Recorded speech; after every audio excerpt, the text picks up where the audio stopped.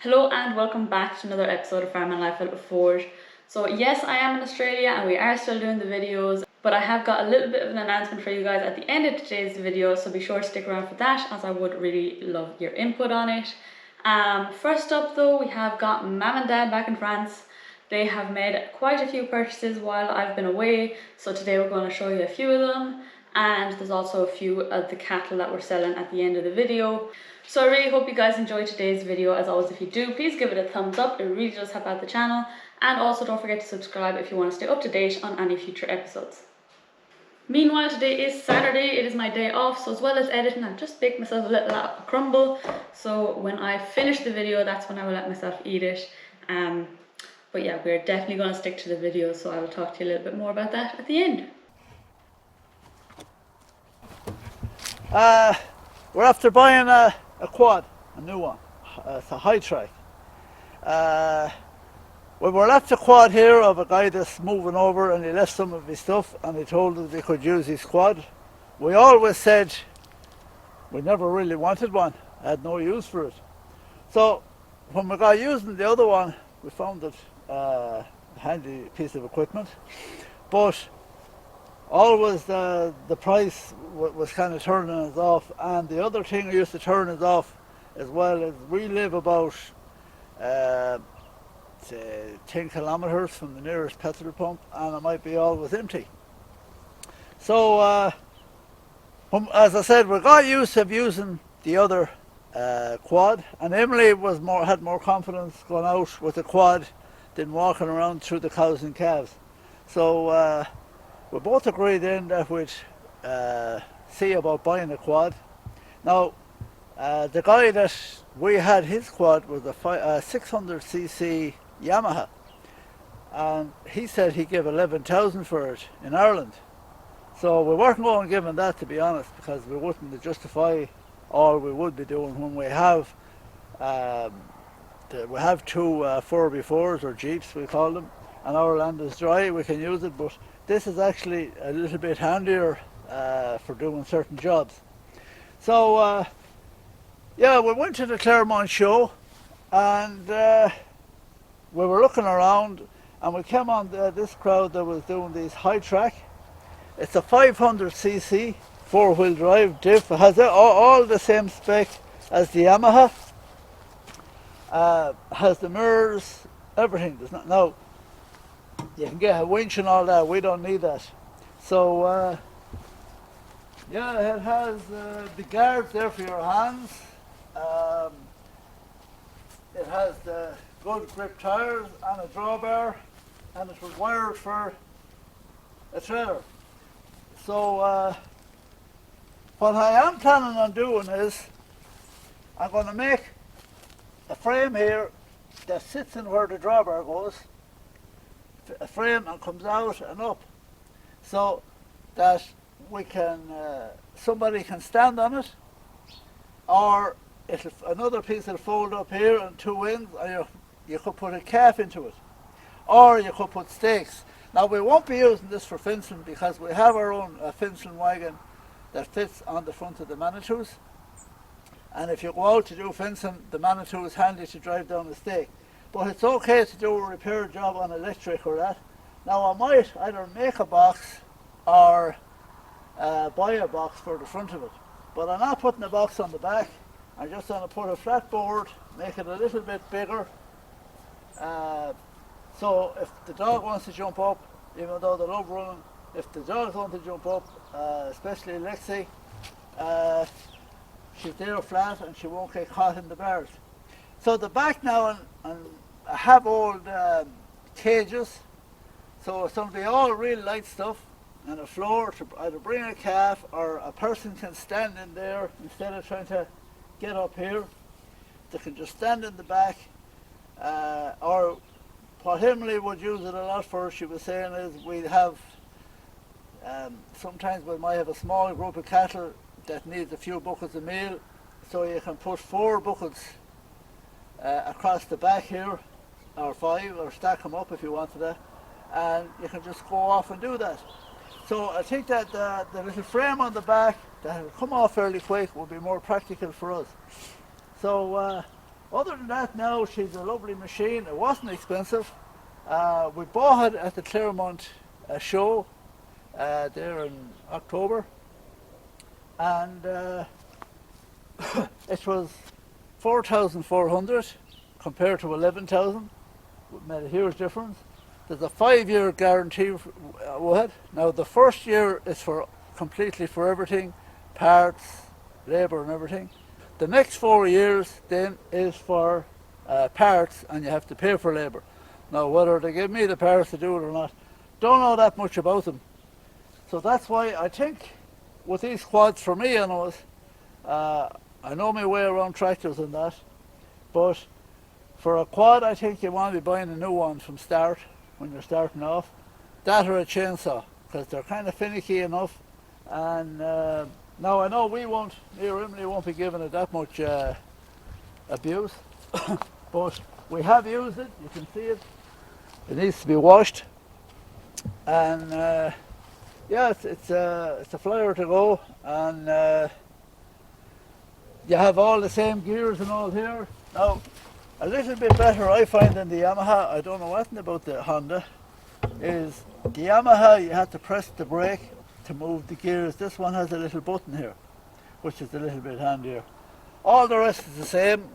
She's all done on LED lights everywhere, and that's it. Now the other thing is, the one problem I probably have with it is the same as the Jeep. If you go out, you can't turn off the lights. But your man told me just disconnect the wires. So I intend to do that now, or have a switch that I can just turn off the lights, and because if you're after cattle and there's lights, it's kind of, they don't know what they're at. So that's it. We're really happy with it, and I'm looking forward now to making this frame on the back. And as well as that, then we're going to get it insured. So believe it or not, the insurance is on this is expensive enough. It's €200. You'd insure 4 classic tractors for it. But our person in the insurance company said that they're very prone. There's a lot of accidents off of these that are turned over.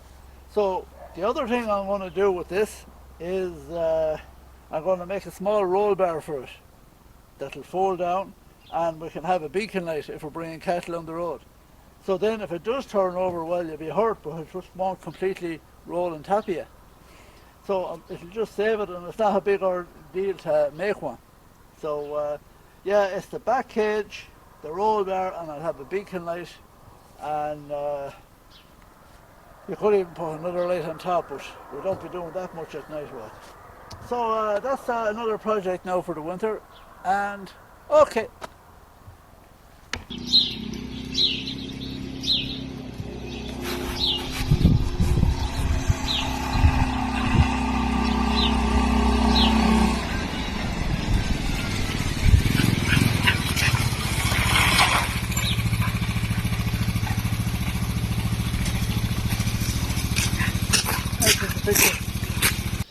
So here we are, and after getting a jackhammer, half an open to just.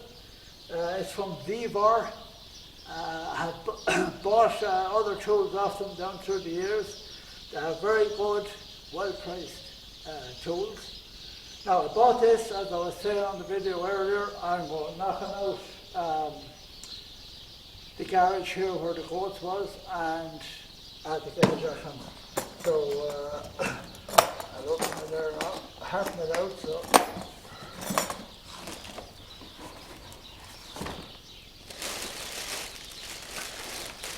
So this is it. So we'll go for the weapon of the up.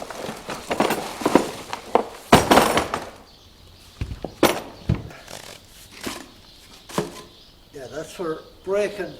It's a good big heavy one. That's for breaking the rock. And this is a chisel. Yeah. Yeah, so I put him there. I'll just get a bit of grease now and put it up there.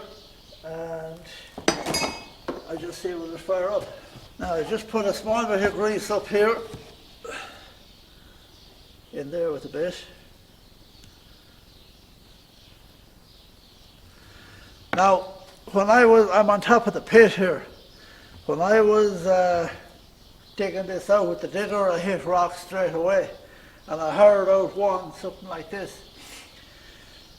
It's expensive enough, but the problem with me doing this job, I just don't be at it maybe odd days. I won't be staying full days at it. So that's why I decided to get one.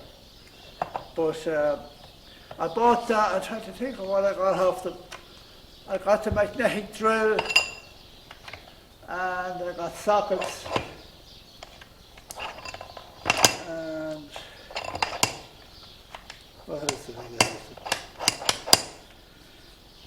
I got several things off them. Oh, I have a packer for packing gravel in the shed. And they're all still going well, so that's why I went back to them. So that's it. I'll plug it in now, and I'll show you where I'm going to knock up in the goat shed. So this is what I have to chisel. I don't know if you can see it, the light's not great. There's a concrete ceiling up there. I have to chisel all that out of it. And this passageway here, it's about 8 inches higher than here.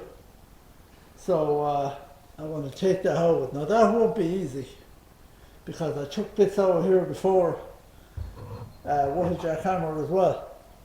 So and that wall has to come out of it. This is where we used to keep the goats, but it'll make a lovely workshop. The block wall there has to come out of it. I actually put them up.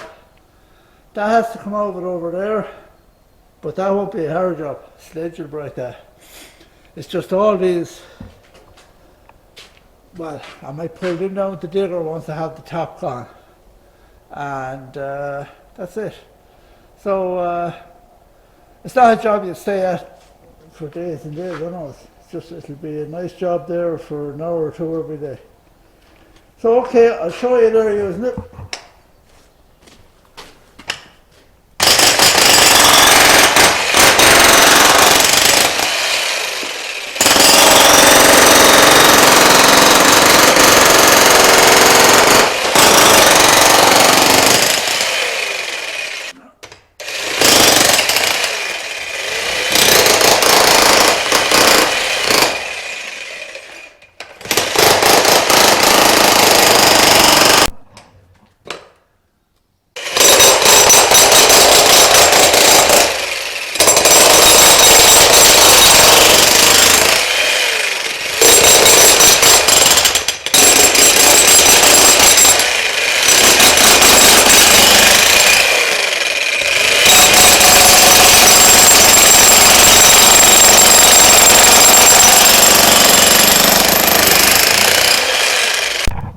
So I have done a very good job here.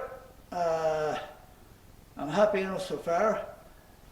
It's an 1800 BPM. That's the banging pressure, I presume. And it's a 3800 watt electric. So if you want to, Laura will probably leave the link in there if anyone wants a good jackhammer.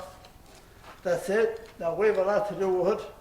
And as I said there earlier on, I bought lots of stuff off them down through the years, and they're well priced, and they're not rubbish, as I call it. So that's all I can say about it. I wish to God I had it all down now. So anyone who wants to come on holidays to the forge, then okay. So there's another pin to be wet. There's some bolts on heifers, and I think there's two of them there. I say they're a bit too right. You want to have them about 380 kilos on us, no lighter, to get good money for them, because in Italy now with the cost of feed, the bigger the whale, the more money out of it. Now my battery is low. Okay, so as I said in the beginning of the video, I have a little bit of an announcement for you. So for those of you who are following along on Instagram, you may already know that about a week or two ago, I posted a story and I asked a question saying, would you like to see different farms from around Australia and for me to go video them? I believe 92 of you said yes. So I have started to put that in action. At the moment I am working over here, so I'm on the Gold Coast. I just got a new job. So up until now I have been working in hospitality, which is not the best working hours. It works day and working nights. But now I am in an office job, I'm doing customer care. So I have got weekends free and I have got my evenings free. I'm also doing my clocks over here at the moment. So you might be able to see there is a clock up there on the wall, so that is a clock of Lily. Lily is the house dog. You may have seen her on the last video. She has sadly passed away the other day. She was very old, but she was a lovely dog and I'm glad to have gotten to know her while I've been over here. So I'm doing the clocks and now I'm also looking to start getting back into doing YouTube videos because I have missed it for the past while. So we're going to stay doing Mam and Dad back home. Mam and Dad have actually just gotten the new GoPro 11. Very jealous, especially because they don't really know how to use a lot of the gadgets that it has, but it's a very good camera. So yeah, so they're going to stay doing the videos of the farm back home, and when I get a chance on weekends I'm going to go out, and it is a bit of a drive away to get to farms because obviously I am in a city, but I have found already a few farms. So there's one farm that I'm going to in 2 weeks time. So I can't wait for that. Can't wait to get back onto a farm and to get out and video and start up the YouTube channel. So I guess it's a bit of a home and away edition. You have Mam and Dad filming at home for some videos. I'll be filming over here when I get the chance. And yeah, YouTube is really something that I want to keep up. So let me know what you think. Let me know what you'd like to see on types of farms over here. If you know any farms that you'd like for me to go visit. And then hopefully when I have saved up a bit of money, I'll be able to travel around Australia and do more of the YouTube. I'd love to go up north. I'd love to show you the farm that I used to work on. So it was picking melons. They did a lot of things. They also did sugarcane and they did cattle farming. So that was the farm that I worked on for 4 months. The first time I was in Australia, that's up in Townsville. There's a good few farms around that I'd love to get the chance to go off and go around filming them for you. So let me know what you think. So thanks again for watching today's video. I will leave the link to vevor down below. I'll also leave the link to the Jackhammer. So if you want to check that out, I'll leave them down below. So thanks again for watching and I'll see you in the next one.